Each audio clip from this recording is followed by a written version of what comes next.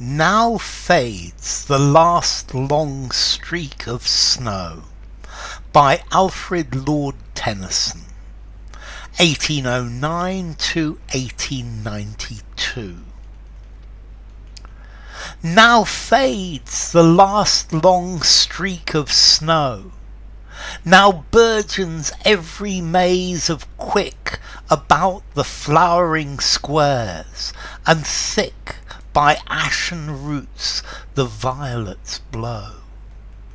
Now rings the woodland loud and long, the distance takes a lovelier hue, and drowned in yonder living blue, the lark becomes a sightless song. Now dance the lights of lawn and lea, the flocks are whiter down the vale, and milkier every milky sail on winding stream or distant sea. Where now the seamew pipes or dives in yonder greening gleam, and fly the happy birds that change their sky to build and brood that live their lives. From land to land, and in my breast spring wakens too, and my regret becomes an April violet, and buds and blossoms like the rest. Okay, this is a poem by Alfred Lord Tennyson. Let's see, Tennyson was born in Lincolnshire, and he became the poet laureate.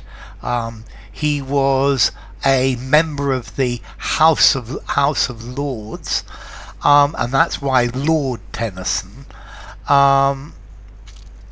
Anyway, this poem is part of an elegy, and this is a long elegy to the memory of his friend Arthur Henry Hallam. This is effectively it's a long set of poems to in the memory of his friend Arthur Hallam, and this poem, it's talking about the arrival of spring, and here Tennyson is describing spring. It's describing the world that continues on, but his friend has gone, his friend is dead, and life carries on. And here we have a new spring, and life has rejuvenated, life has come back. However, his friend Arthur Hallam has gone and will not come back. And spring is this reminder that the world keeps moving despite the loss. Now fades the last long streak of snow. So the last little line of snow has disappeared. Winter has gone. Winter's finished. And notice this, the last long, we've got alliteration here, streak of snow as well. Now burgeons every maze of quick about the flowering squares. So quick is talking about hedges, and to burgeon is to grow rapidly, to increase rapidly, and all of the hedges around the squares of flowers are burgeoning, are growing rapidly, and the flowers in these squares are growing as well. And thick by ashen roots the violets blow, and by the roots of these this hedging, we've got little violets. So the roots are this white colour.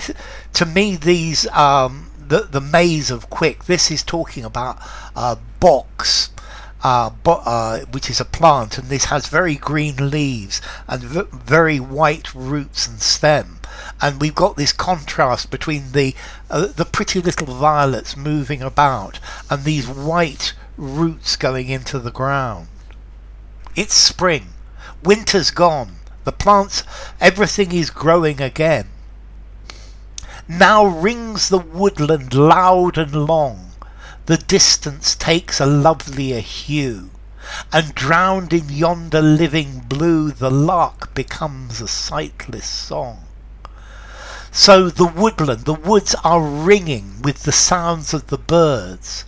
You can hear the birds singing, and they're singing loud and long. And the distance, if you look into the distance, it has a lovelier colour, a lovely hue.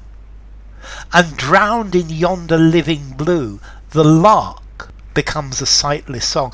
The lark is a bird that sings beautifully. So we have all of this living blue sky, this living blue, and you can hear the song of the lark singing, but you can't see it in all of this wonder, in everything growing in the beautiful blue skies of the in the distance.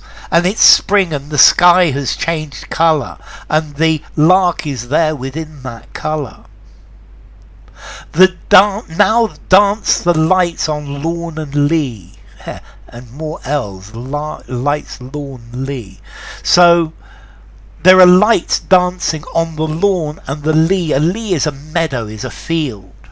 So there are colours. I think the lights, these are either reflections of the sun or maybe little flowers. And you can see the light on lawns and in the meadows. The flocks of sheep are whiter down the vale. So if you look down into the vale, into the valley, you can see flocks of sheep. And these flocks are now whiter. Now winter has gone. This is spring, and everything is growing. Everything is up. And milkier, every milky sail on winding stream or distant sea. And in the distance he can see streams, and there are sails of boats on the stream or on the sea, and these have a milkier white colour. Everything is much more intense. Where now the seamew pipes or dives. The seamew is a seagull. It's just the ordinary seagull. And the seamew is making its noise, or it's diving. Yes, so the seagulls are moving about in yonder greening gleam. So the seagulls are moving about in the distance, in this beautiful place where everything is getting greener and greener because it's growing. Also, look at the here, greening gleam, greening gleam. And fly the happy birds that change their sky to build and brood that live their lives. And the birds are flying, and the sky is changing, and the birds are building their nests, and they're laying eggs, and they're hatching their eggs, and they're living their lives. So winter is gone. We've got the renaissance of spring. Everything is born anew.